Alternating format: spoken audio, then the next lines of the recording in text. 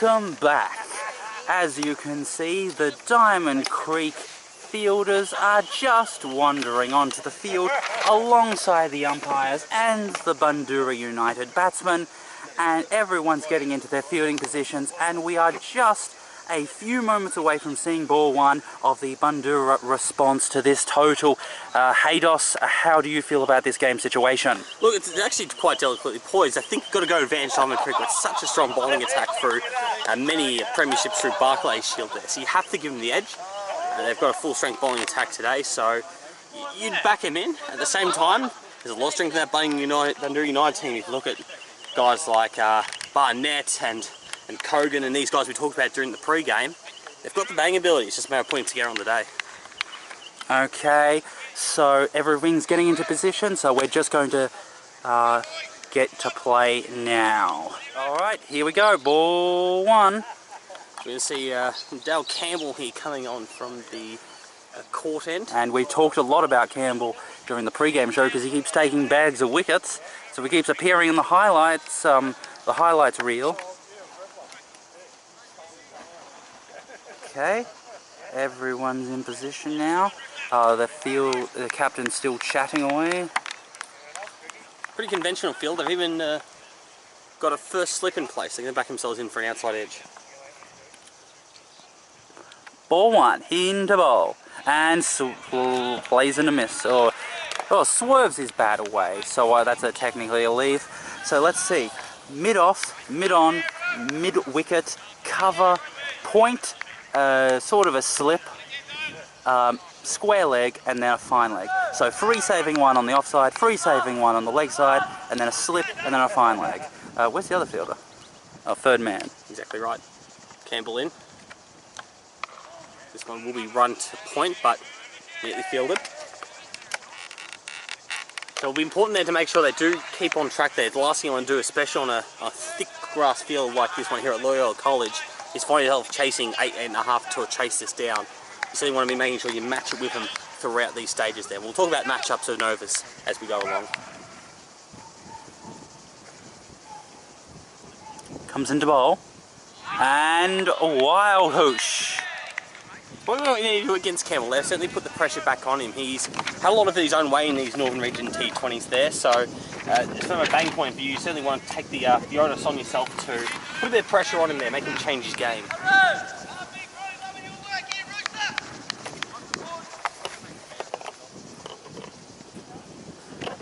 Comes into bowl, and puts it into the offside, and the mid-off fielder runs around to stop it. Nicely done by Smith there, just cutting it off there.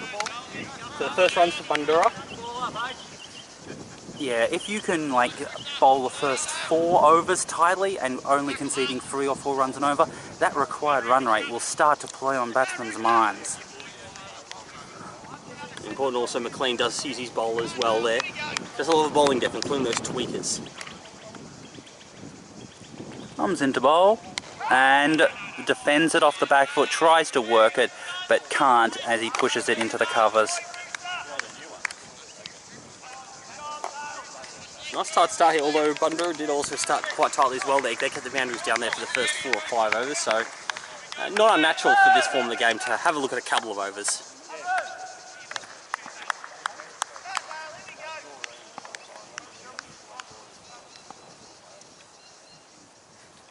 Comes into bowl and playing a miss. That's it, the first over, Bundoora United, and none for 1. So the second over, and it looks like they're going to once again be using a spinner early on, like they have previously through this tournament. Will it be the off-spinner Butler? It certainly looks like it. Yeah, he's just talking there about his field. He's going to have a pretty conventional field for an off-spinner in these early stages, having your defensive ones on the leg side as the ball is spinning into your right-hander. Yes. I am obviously worried that it's too much of a get-out-of-jail-free card to always have someone there at Cal's corner for any spin bowler, no matter what the situation is. But definitely in this situation, for Butler, definitely have them in. And ooh, inside edge onto his quad there, and it just dribbled out. We have talked about Butler's change of pace throughout the summer there when we've seen him. Comes into bowl and tries to give himself room to push it into the offside, but can't. So another drop ball. So third man, point, cover, mid on, mid off, mid wicket, square leg, and then long on. Very conventional for the off spinner. Comes in again. This is again flat iron. This one inside edge down to fine leg. Should be 2, but that's 3 different changes of pace there in his first 3 deliveries. So I think we can tell what Butler's going to do here, which is keep changing it up there, get the batsman guessing. Yes, and because Bundoora happens to get a lot of overspin, he gets, and there's also a deep mid wicket. Those 2 fielders on the fence for the slog sweep sort of shot. Comes into bowl. This will go out. This is straight down his throat, and that's actually really poor batting there. When you've got a clear plan, you need to be smarter with those full tosses, pick a different spot, but it was just really conventional, like you would do in a 2-day or 4-day or 1-day game where there's no cow corner to begin with. Like, that just blows the mind, because the 2 deep fielders were there. Clearly, there was a clear set play to defend, to stop the batsman from playing that shot through having 2 deep fielders there, which forces the batsman to play onto the offside, and then he just plays right into the way that he has been set up. It's just remarkable. Well, it's like the ogre going towards the villagers with the pitchforks, and then you get pitchforked. What did you expect to happen? Well, let's change it a little bit. It's going to be important for Bundoora to make sure to take advantage of this left-hand, right-hand combination there. Bundoora will probably prefer a left-hand there, spinning it away there. They may even think about a slip, but at the very least that keeps turn the strike over, makes Bundoora have to keep changing his line. Yeah, true, but trying to get about, if the big shot is the slog sweep shot, then getting them to play against the spin makes it even more difficult. Basically, it just cancels it out. Like, this is too risky of a shot, I'm just not going to play it. Especially when there's deep fielders there. See how they go. Alright, Bundoora into bowl. And works it onto the leg side. And the fielder throws it in, and the fielder, the batsman, has to scramble to get there in time at the non-striker's end. So now the right-hander is on strike, and they've gone back to their field. And there's now, mid-off is now on the fence, so there's 3 deep.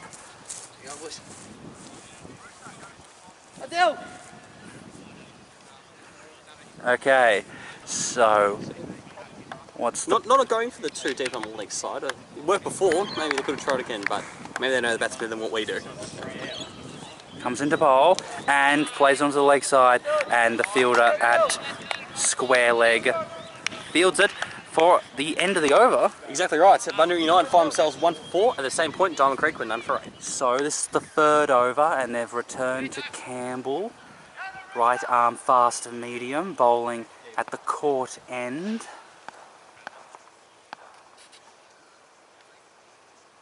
And blocks it for defence. So, mid off, mid on, mid wicket, cover, point.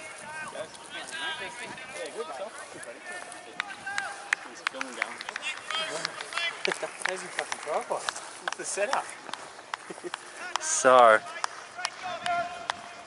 slip in place, and there's also a 3rd man / gully. Comes in, this is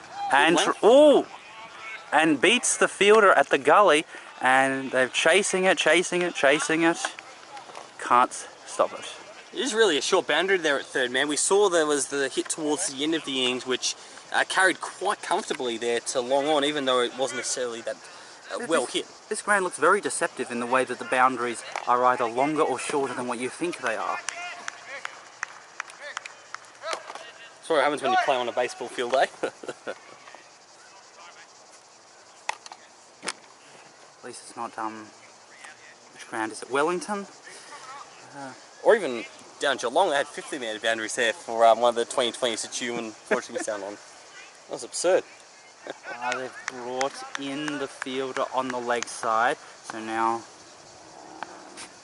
comes into bowl and tries to play it, and fielder there by the mid-off. And I'm not sure what the mid-off was trying to do there, but anyway. Stop ball, and that's the important thing there from a demon point of view. Don't want anything over first, that's for sure. We need to find a way to making the stumps glow in the dark. Perhaps Zinger bails. That would be nice. Zinger stumps. And hit on the pads. I don't think that's out. Oh, what? Well, unfortunately, for Bundoora's sake, you're not the umpire, because they would have liked that one to be... that looked a bit high, and also it might have just hit him in front of the stumps. But the batsman did step way onto the offside, so there you go. He does pepper the stumps there, Campbell. It's one of the features of his bowling in all three formats, actually, there. So, not surprising he's found his way to getting an LBW and in trouble with Bundoora United. Yes. Not just that they've lost 2 wickets. I mean, 2 wickets isn't great, but 2 wickets is not disastrous. But the fact that they've lost 2 wickets and their run rate is basically 0 at this point, it means that they have to actually get their scoring momentum going from basically a stopping start, a stationary start, and worrying about losing another wicket. And so that great crisis of batting where you have to do 2 things at once. Certainly not ideal, and we've got our number 4 batsman coming in there, so it's going to test the batting depth. If they're good enough, they're still well in this game, but you have to find a way to get off not only these 2 bowlers, but also the change bowlers, who are also of high class. Third man gets there towards the cricket nets, resuming there. And defends it.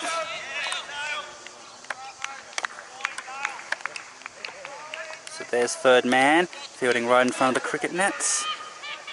I suppose one thing that's even to mind for the Bulldogs fans is that they've been such good run chasers here throughout this whole competition there that nothing's been too much for them so far. They're unbeaten, 3 from 3 in these run chases. It's always been someone different there, scoring those 30s or 40s that they need. Absolutely. Comes into bowl and tries to play a straight drive, but it gets fielded in the mid-wicket region. So that's the end of the third over here. We've got Bundoora United 2 for 8. In comparison, Diamond Creek were 1 for 12. Alright, so this is the 4th over. And there's a bit of a conference happening between the bowler and captain.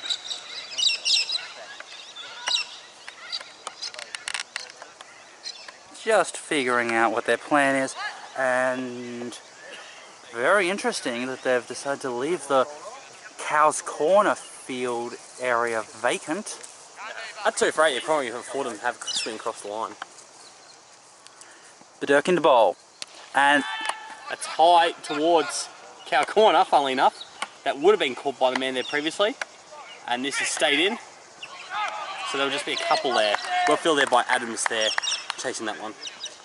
Well, I think, and Butler has issued a directive that fielder from mid-wicket is moving into Cow's Corner, and so now the slog sweep shot has been clogged up, which is a bit of a shame because I would have liked to keep tempting the batsman to play that sort of shot. And pushes it to mid on, or almost a straight hit for a dot ball. That's the advantage of having all these straight fielders, means you can cut off the ones, but then also not miss out on saving boundaries. Comes into bowl, and it's a big slog. That's gone a long way, and that's our first maximum of the run chase. Wow, that is huge, and we're just trying to figure out where, so it hit the fence. Yeah, I just need that basketball ring there, but that's the problem though. If you do get onto it, batsmen can get momentum there. So they've done that change. They're keeping long off.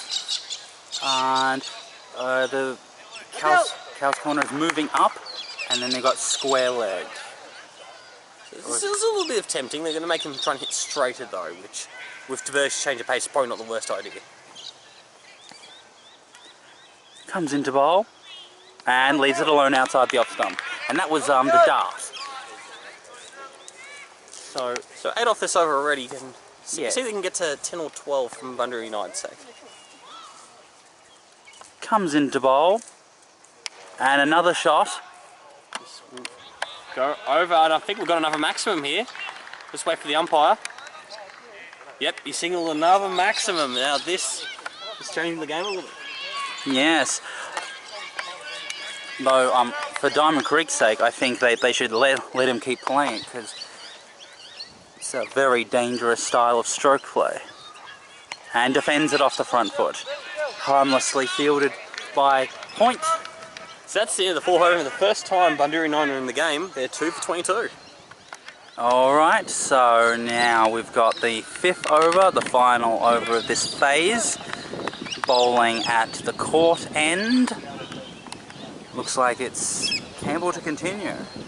3rd over, but they do have quality bowlers to replace him. And defends it off the back foot and pushes it in the offside, and they get 1. Any thoughts behind him perhaps not bowling, looking to bowl more overs there at the pavilion end with the breeze as a quality bowler, or do you think there's enough quality in those other bowlers to handle the hing for wind? I think that Campbell is a smart enough bowler through his getting the ball to move. Comes into bowl. This is coming our way. It might sit up though. Smith's under it. And he's caught it. It's nicely held. And it's right in the shadows. So he would have had to have had the ball as the ball was travelling through the air and the sunlight was bursting through the leaves and then hitting the leaves. It meant that the ball would constantly change in colour, and so to take that catch, running around to get underneath it and then taking it right above your face would have taken some effort. Fantastic done there from Smith. It's brought him on the 3rd wicket and the big one as well there. We saw him get across some boundaries there in the previous over. Got back on shot against the quicks and went to go again. Not necessarily the worst idea when you've got the momentum, but it means it's going to test this Bulldog middle order.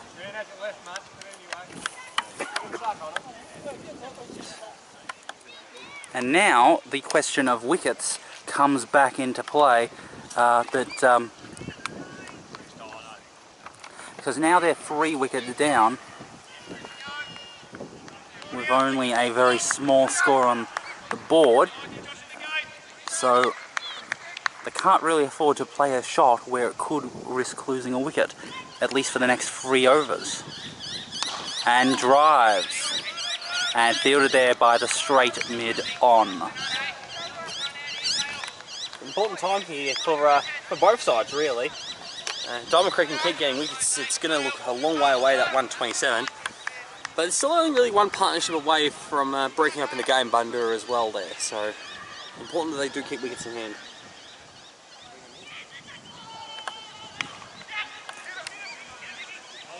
And works it into the offside, and they call a quick single, and they're quite happily home. There's a big gap because Point is about 3 or 4 metres back from saving the 1 position, and so if you can get that gap into that backward Point gully region, you can get a single there.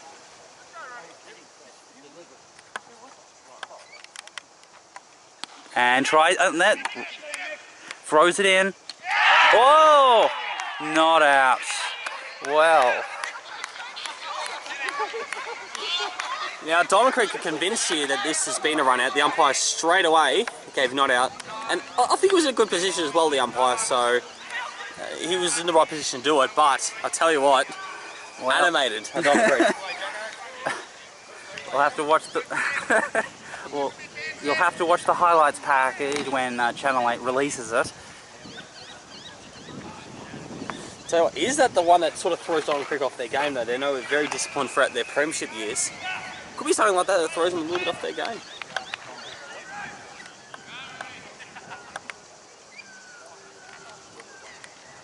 Now, he comes into bowl and drives it, and again fielded by the straight mid-on. Now unfortunately, because we are not very high up above the ground, we don't actually see the line, so we could not possibly tell for certain whether that was out or not. Exactly right, and that's the last over here for this patch, the 5-over patch here at the court end. Bundoora United, 3 for 25.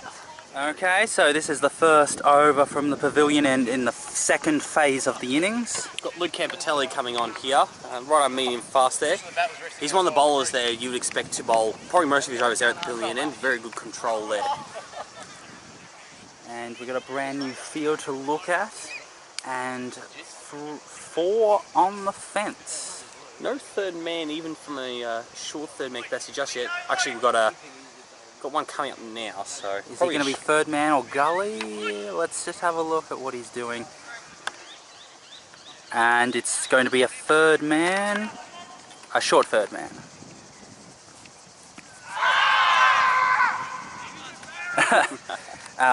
It didn't bounce as much, tried to play a sort of pulley squirmy shot and missed it. They kept on target with them. At the 5-over mark, Diamond Creek were 2 for 25, so the same score, but just one extra wicket. It's important though to keep wickets in hand from here. And the batsman seems a little bit jaded from the last delivery.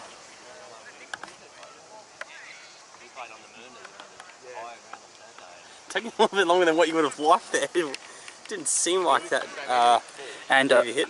By the name on the back, I don't know if the name on the back is the sponsor or is the player's name. The player is Christian Pisano, by the way. So, oh, well, it says Pisano there, number 9. They're not half volunteers. Alright, comes into bowl. Oh! An extra run out that they've been searching for the last over or so. Unnecessary run there. You would have thought Pisano would back himself in just to see out Campitelli and pick up some runs, but decided to take the risk and they find themselves 4 down. Very strange, very strange. I'm not exactly sure what he was like, because Campitelli did not play that with a complete authority. He sort of flinched as it hit his glove, and so he sort of like tried to, as a way of easing off the pain, sort of sprinting away. And so it was not his judgment of whether it was a run. He just thought, oh, I've got to get out of here because I keep getting hit. And so I would say that the non-striker, if he didn't think there was a run there, he needed to make some sort of call. Probably just keep it to a dot ball there.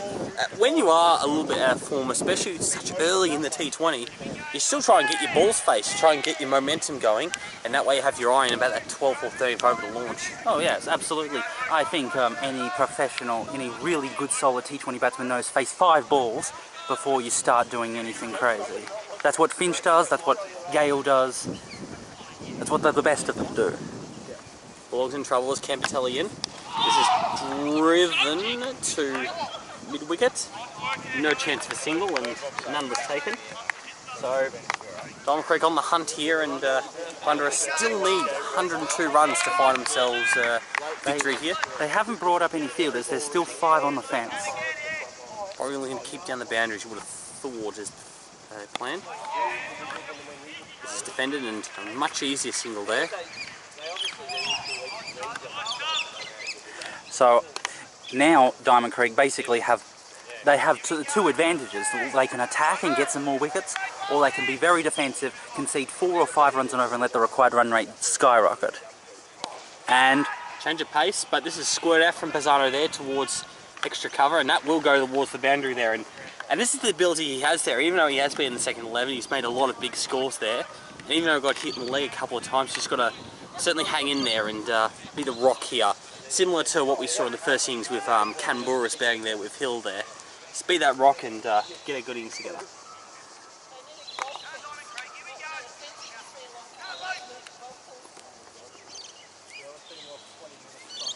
comes into bowl and works it into the third man region, and the third man fielder throws it in for 1. So we find ourselves at the 6th over with Bundoora 4 for 31. In comparison, Diamond Creek 2 for 41. Alright, so this is the 7th over now. And so let's see, so they've about 6, so they're going about 5 and over. We do have an additional change of bowling. It looks like Hanson's resuming here. Being in fantastic form with both bat and ball there, a key player there for Diamond Creek. Yes. Fine leg. So, long off, long on. 3 on the fence.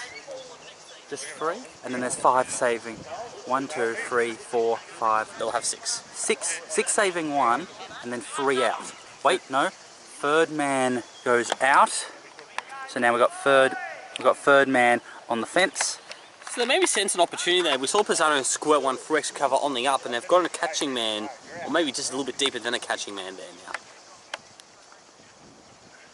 Oh, playing a miss. Good piece of bowling there. Seemed to just move away from the right-hander just as it was passing by, and he tried to play a shot, and he missed. With hands in control, this is probably why they don't have to have a fine leg there. He can certainly keep it outside of. Comes into bowl. Oh, inside edge onto his pads. And he bends his legs in order to make sure that he can play the cut shot, and so he sort of cut it into his top upper legs. Perhaps premeditating a little bit that offside delivery and shot there, so he's treated each ball on its merits. Comes into bowl and pushes it into the covers, but the extra cover fielder runs around. So yes, 6 saving 1 at point, cover, extra cover, short fine leg, square leg, and then an extra mid-wicket / wide mid-on. Hanson in, and Pisano hit on the pads. That probably is going down leg. Umpire unmoved, so probably agreeing with us, you would have thought at this point. Yes. And so the 2 deep fielders straight are the long on, which is very straight, and the long off is wide, and then the third man, who seems to be reasonably straight. This is driven on the up fantastically, could beat long off, and it has, so a much needed boundary there for the Bulldogs. Pisano hitting on the up, and Diamond Creek would still probably back themselves in to find a catch with that one, but certainly in that instance he timed it really well, so he's got a big job to do, and it's certainly well on the way with that shot. It's a very big job. Gonna have to, while not slowing down your scoring and your boundary hitting, you have to stay out for a long time. Comes into bowl and tries again to play that late cut sort of shot to the backward point third man region, but does not hit it the way he wanted. So that's the end of the 7th over. The Bulldogs 4 for 35. And the crowd has not reduced in size. There's I'd say at least 60 people watching this game. It's been fantastic. It's really had that electric feel to them all day here. It's what the T20 brings to the region. It's really exciting. We've got Campitelli to resume here with similar field there, just the 3 men out, it looks like. Comes into bowl and leaves it alone for a dot ball. So yeah. So we've got 92 required off 71. So looking about that 7.5 and over already there, and it didn't take much to get it there either. Yes, it's that awkward position because we know if we waste the next 2 overs, that required rate will go very large. This is up, to cover, and held. And that's exactly what we're talking about there. They've had to keep it in check, so that boundary and over was a necessity. Whether it needed to be the second ball or not, I'm not too sure there. Barnett going on the up there, and well held there at cover. So it's looking harder and harder there for the Bulldogs. Diamond Creek well on the way there to the T20 final. Yeah, and I think it goes to show that that sometimes a little bit of adventurousness, a little bit of creativity, a little bit of more liberalness sometimes goes your way, because clearly Bundoora United's fielding and bowling tactics were very conservative, and Diamond Creek's so far has been much more creative, trying things, bringing more fielders up, trying more changes of pace, and so far that constant variation of how you're meant to be hitting the ball all the time is bringing about not only a lot of dot balls but a lot of bad shots, and only the occasional one when you finally collide with bat and ball, then it's a boundary. But outside of those boundaries, it's been pretty much all Diamond Creek. Certainly a lot of dot ball percentage there, so they've done a fantastic job so far there, and yeah, they're well on top, and It's going to take something massive here from Pisano in the lower to tail here to get him back in this contest. But T20 is all about these comebacks. Comes into bowl. Oh, plays and a miss. Again, wants to play that cut shot, and he this time it wasn't.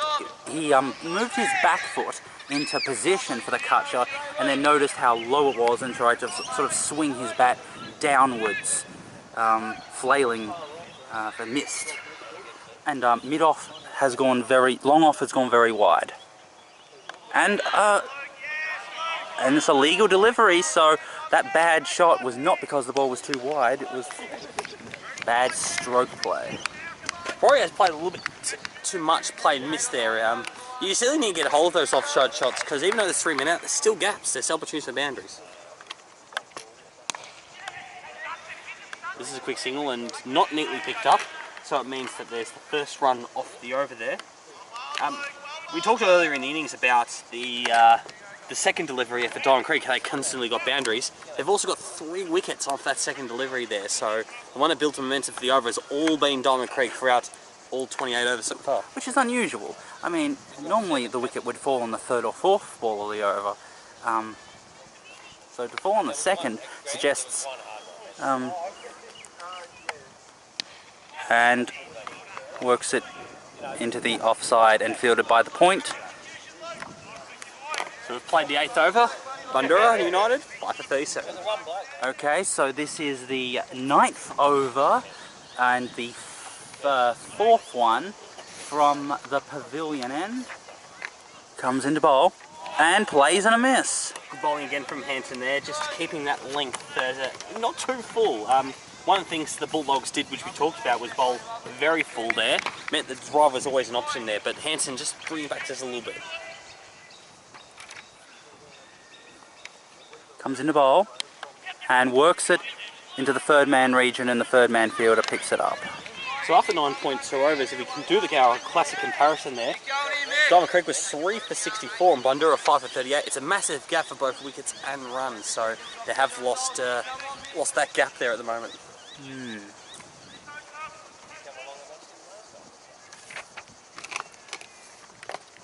Comes into bowl and pulls it. Oh, fantastic shot there from Pisano there. It's probably the first one that's been loose from Hanson there. When you don't have a deep backward square or a fine leg there, if it is shorter on the body, you've got to take advantage of the shot there with at least a boundary, if not a maximum. And Pisano's done that there on the instance. Yes. What I was going to say is that it's unusual for a wicket fall on the second ball of an over, because normally if you get a couple of dot balls for the first 2 balls, then the batsman starts feeling under the pressure and they do something stupid in the 3rd or 4th ball and defends it off the back foot. So to do something silly to go through the wicket in the second ball suggests that you're just not being patient enough to be willing to face at least 2 balls of an over waiting for something to score off, and you're just trying to do things too quickly, too soon. This is full from Hanson and driven by Pisano towards, well, nice and straight, and a little bit of a slip meant there was 0 chance for the second, and to be honest with you, I don't think it would have gone anyway. And then by the time it's the 5th and 6th ball of the over, it's too late for doing anything over, so you might as well just defend a good ball and then score a 1 off a scoring ball. And defended. So then if a better over from Bulldogs there, it's 5 for 43. So this is the final over of the second phase, bowling at the pavilion end, and it looks like the keeper's gone into some sort. We've got some sort of spinner on. We do. Josh Adams there, the former club captain there, before handing over the reins just a couple of seasons ago.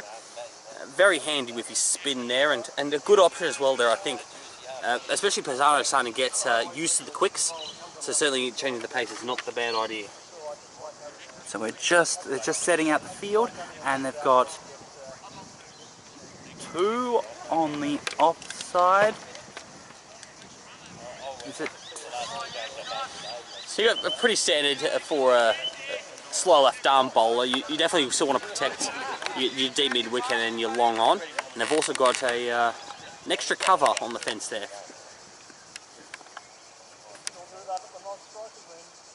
Comes into bowl Oh dear, inside edge into the leg side, and the fielder at short backward square, short fine leg, runs around to save it.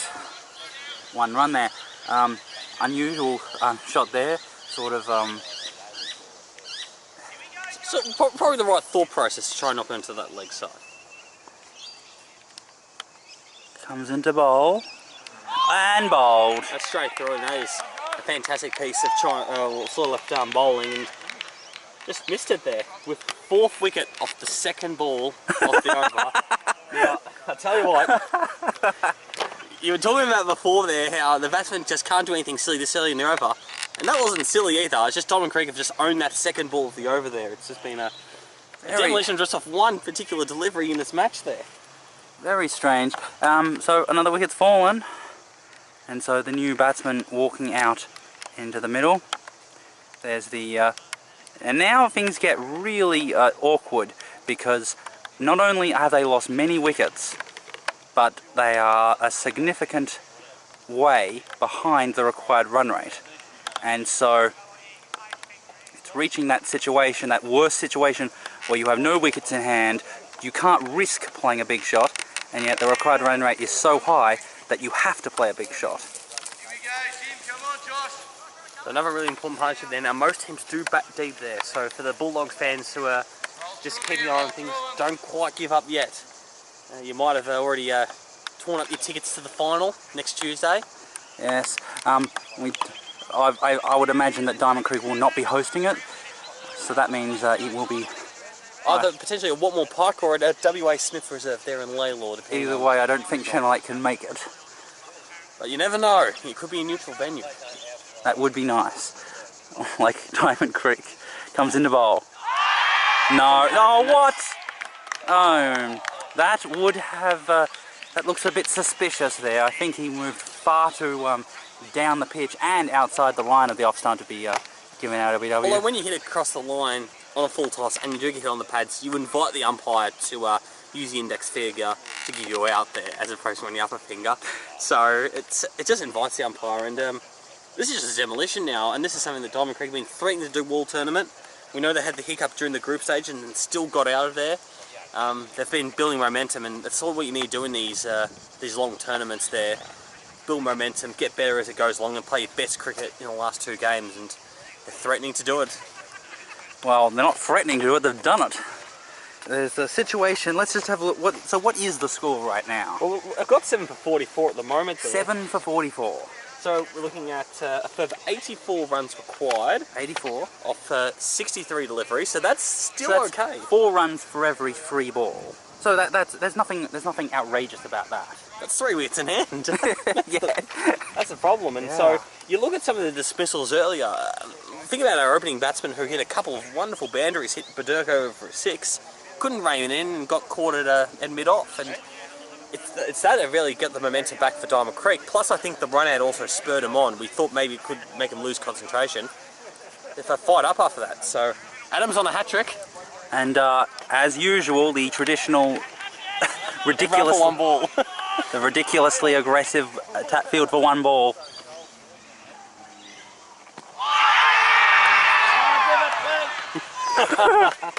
Now I'm very sure that was straight off the bat there, but I tell you what, for the sake of the enthusiasm, umpire might have thought about it for a second there.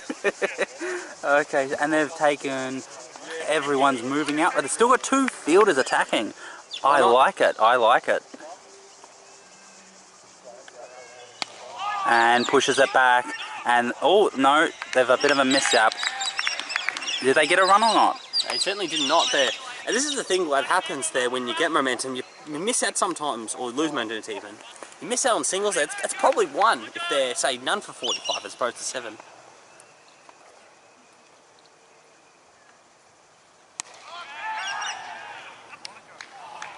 It's always a risk that you run there.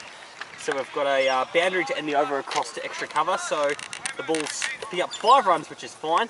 The 2 wickets is not. They're 7 for 48. Alright, so we've entered into the 3rd phase of the inning. So we're back at the Court Street end. And it looks like, let's see, who's bowling this? Looking to be resuming with Hanson there, putting the foot on the throat. And Diamond Creek do have a couple of other bowling options there if they do need to use a 56, so might as well go for the kill now.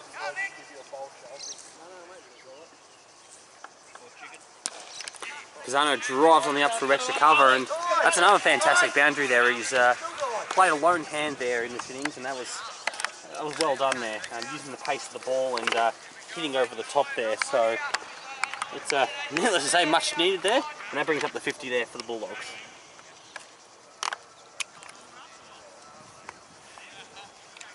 It's almost come down to just the one player, the one lone player, the Allen border, trying to stop a horrendous. Comes into bowl. This is again well played there, taking the initiative there to not just let it die out there, but to certainly again try and take the initiative back there of this powerful Diamond Creek side.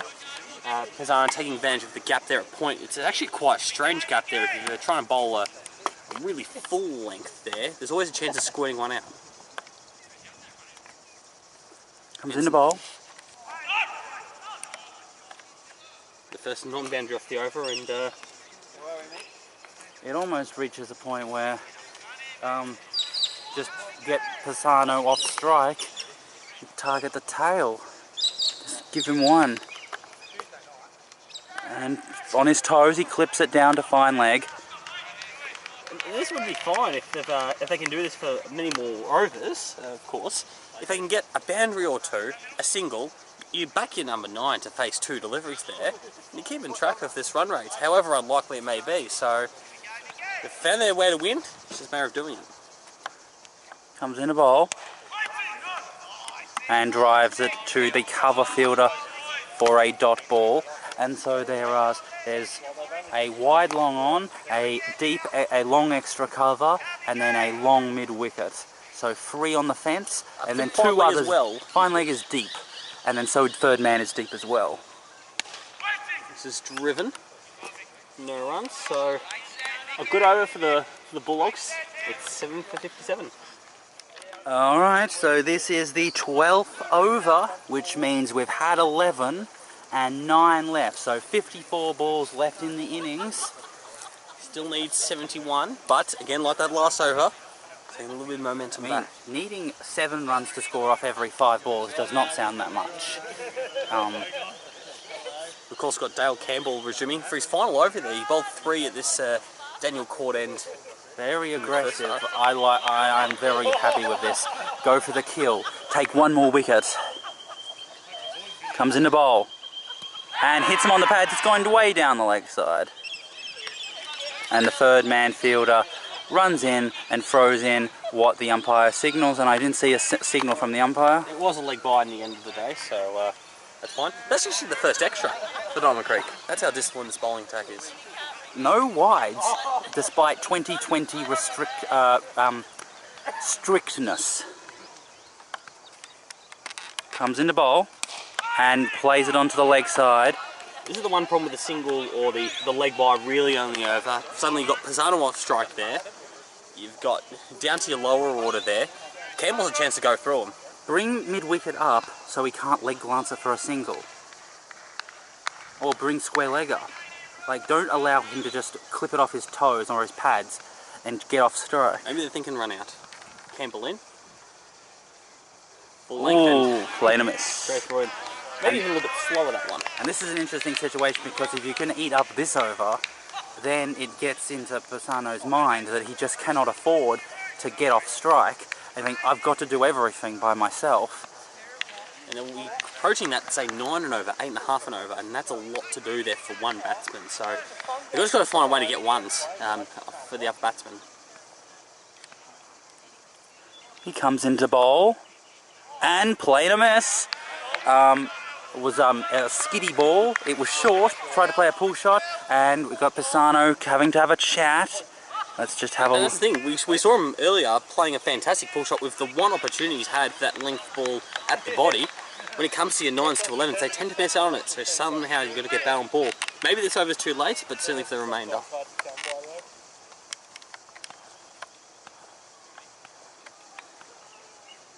Comes into bowl and playing a miss. tried to play a big wild swing and did not make contact, and with a big gap in the Cow's Corner region, he was going for glory. Probably not the worst option. Your 9 and 10 probably at this point have got to either get the ones, or if they're teeing up too many dot balls, find a boundary, get that momentum back. Alright, Campbell into ball. And this is going to be our first look at the free hit, I believe. Let's have a look. Where's the signal? And yep, he signaled it. Free hit for the first time. Alright, let's see what this free hit has in store for us, with Pisano no less on strike. Now we've seen him bat.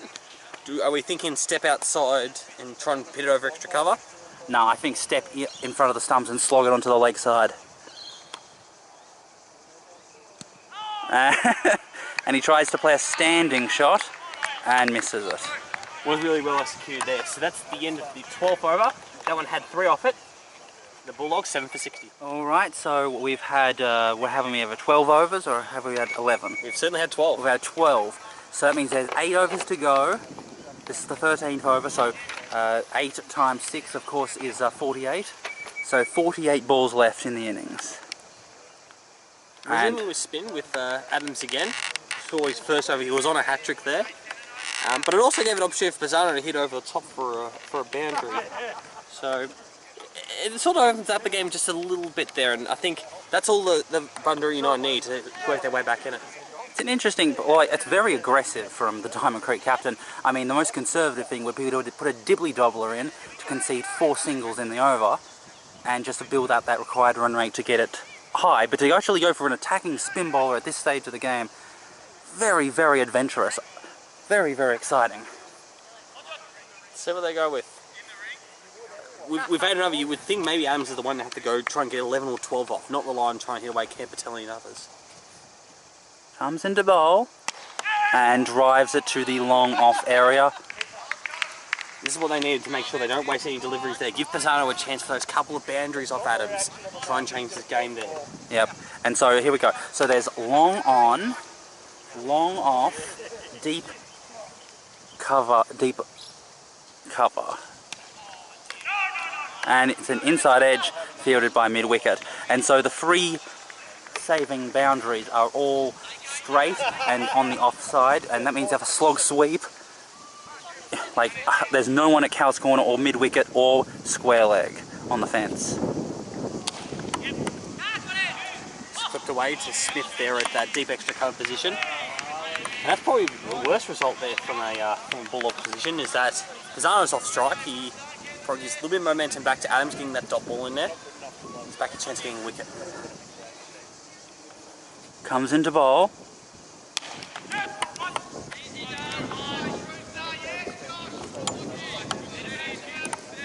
Just the one down to long on. So 3 singles. Disciplined batting. There's still plenty of spin overs over this last 7 as well, so there's opportunities there. They're willing to take it on. And a full toss and out. Okay. Well, that's the big one. That's Pisano, and that's probably going to be lights out there from Bundoora United. Pisano missing the straight one.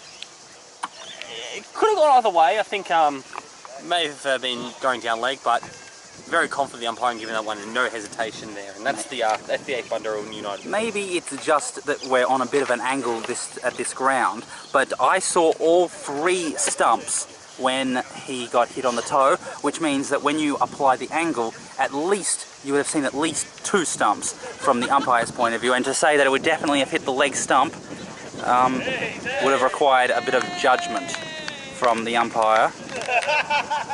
Well, it looks like their fantastic run of run chases is about to come to an end there, and indeed, unfortunately for their sake, their tournament, but still a good result making the semi-finals when you're considering that you have not only the best Diamond Valley team, but also of Jaika teams as well there. To get through the semi-finals in that sort of competition is a fantastic effort. Let's not forget that this is a very small tournament.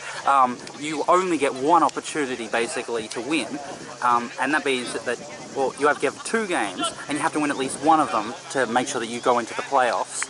So if you mess up, and you're likely not to be the best team in your group, which means you have one game, you have to win it in order to stay in the competition. Comes into bowl and pushes it into the covers. That's the end of another Adams over there. That's his second over. With Bundoora now reeling, to say the least, at 8 for 63. 8 for 63. So this is, what over is this? We've got the 14th over now. Of course, we all hope we can get to the final 5 there. But with Hansen bowling, you just never know, especially against these tail enders. Hansen into bowl. And thick inside edge onto the pads. So for those who are the most optimistic there, we've got remaining 41 deliveries. They'll need to be at least 65 runs to win this match. So 6 runs from every 4 balls. Looking at 9 and over. Yes. This is slashed down to long on. And not taking on the second. Maybe if it wasn't 8 down, they may have had a go.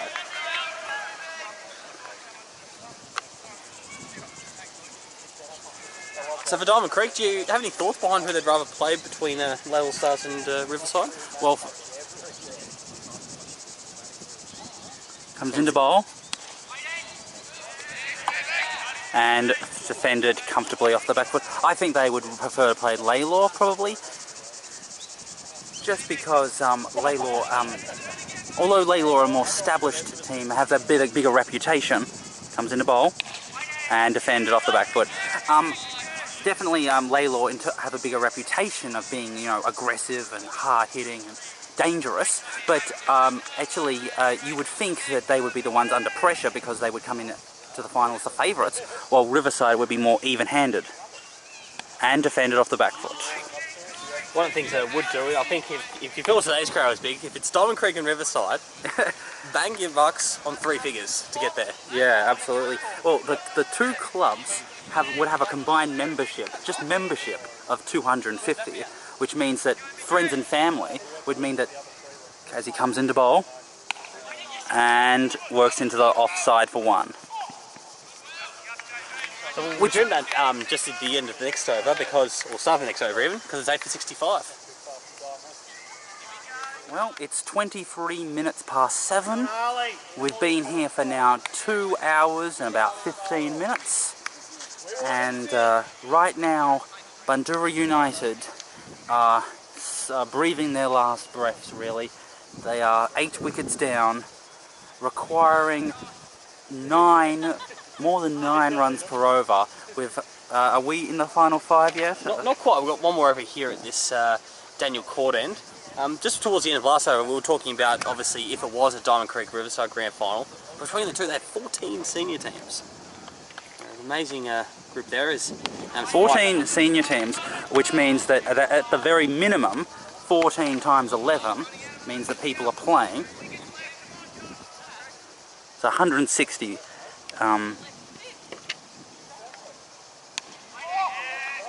So if you think so friends and family, so at least you'd have one friends and family to give you lifts and who follow your cricket, which means you would have a again, not wasting any time here. Fired it in, and the full toss is knocked down to long off. Yeah. We'll pick it up. So when you combine members, fellow travellers and friends and family members, you would expect a association of these 2 clubs of at least 250. And so you'd imagine get 100 people to come along to the game. And strange shot. It's going to be effective, it looks like. It's going to get to the boundary, so it's the first boundary since the 11th over, and this is the 15th there, so it shows the massive momentum bring back that they had leading up to Pisano's wicket there. From a Diamond Creek point of view, this is probably the opportunity to look at a 6th and 7th bowler there, just in case they need it against either Riverside or Laidlaw Stars. I think that's what they're going to do. Comes into bowl. That is a nice hit.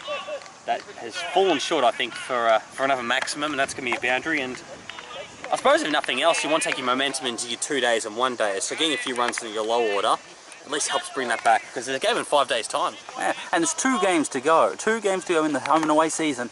So if ever there was a chance to get into some form to win those games to get into the finals. And defends it off a sort of front foot, sort of back foot. It's one of the best overs from the full octane innings at the end of the over, the 15th over. It's 8 for 74. Okay, so it's time for the final 5 overs of the innings. And as always, the final 5 is brought to you by 5-Star Hole in the Wall. Remember, if you're looking to get a dog or cat door removed, don't just remove the door, remove the wall. Thank you very much for that, Haydos. So, 54 runs to win with 30 balls left. And this is what we were talking about just the last over, about using your 6th and 7th ball as a bit of practice there. We've got Smith coming on from the pavilion end. Doesn't mind bowling with the breeze to be hit with, because I think they're okay in terms of these number 9 and 10s not being able to hit that far. So with the required run rate of just short of 11, and if this is a maiden, then it goes up to 2 runs per ball.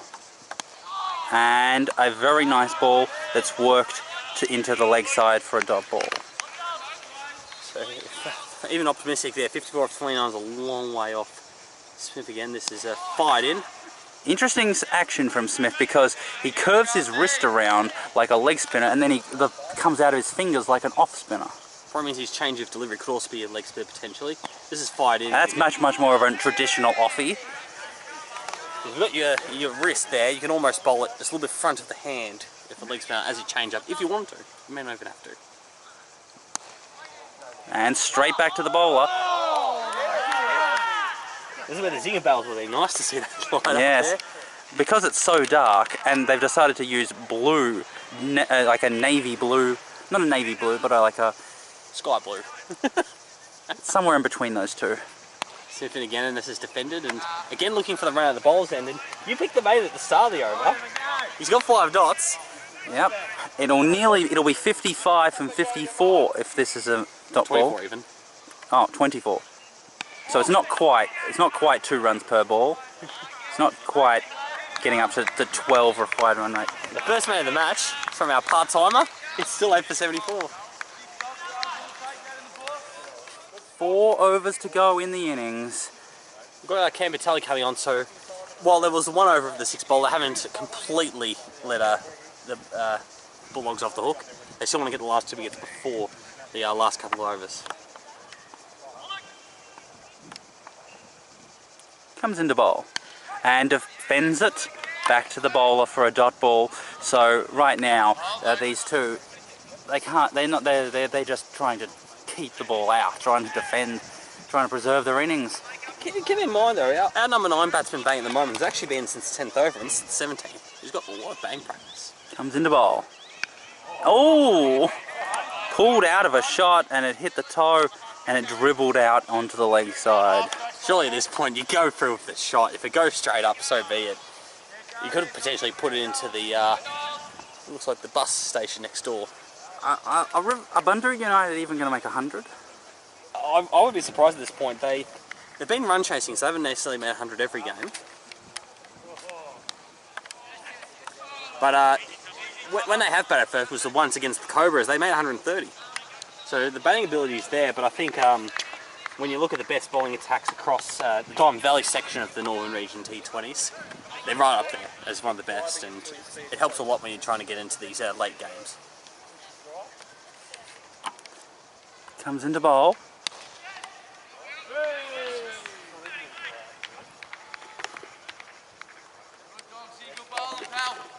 Doing a good job here, Cambertelli. I know the fizz is out of the game there, but it's important for these bowlers to obviously set themselves up for the next 2 games across the 7 days. They're 2-dayer on Saturday and then the final on Tuesday.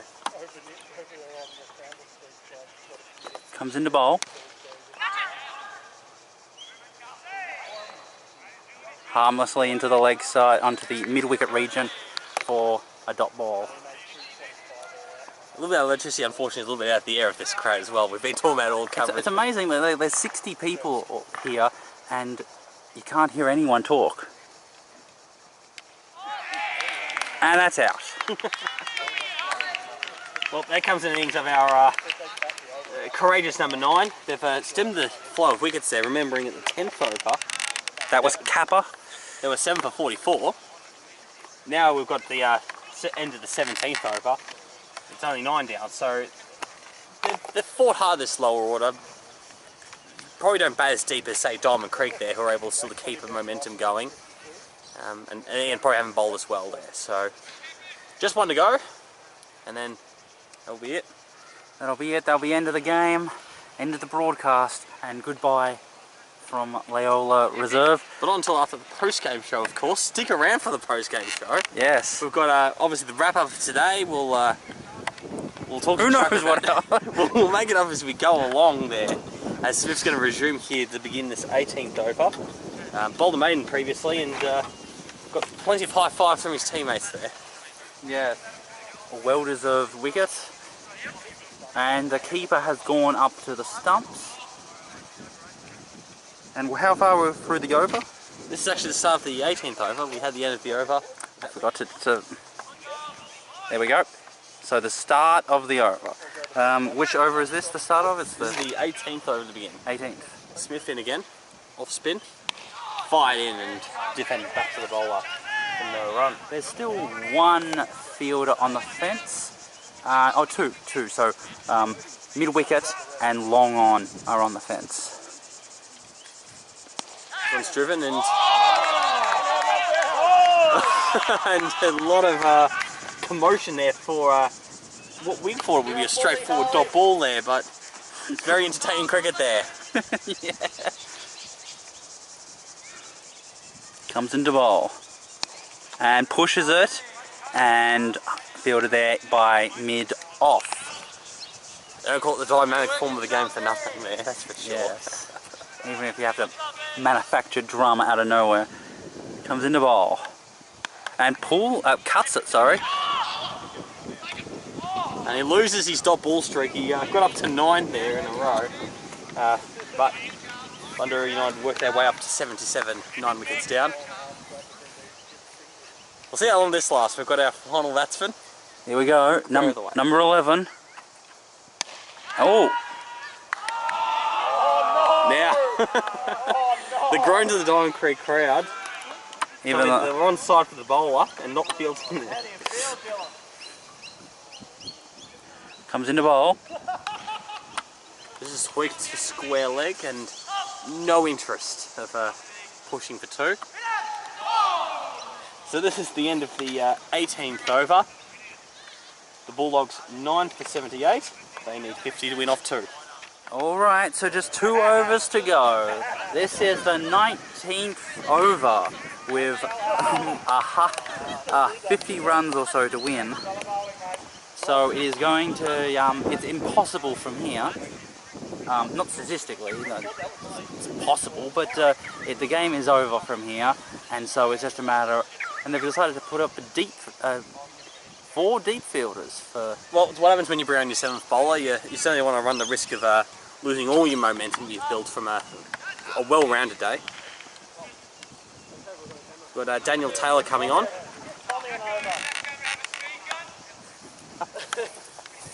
Won't be too quick. It'll break it.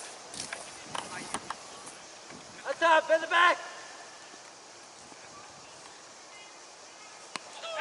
And works it down to the 3rd man area. Oh, the short 3rd man area. So of course keep an eye on My Cricket to see where the final is at for those neutral supporters. And we've got our final wicket and that will do. Alright, join us for the post-game show.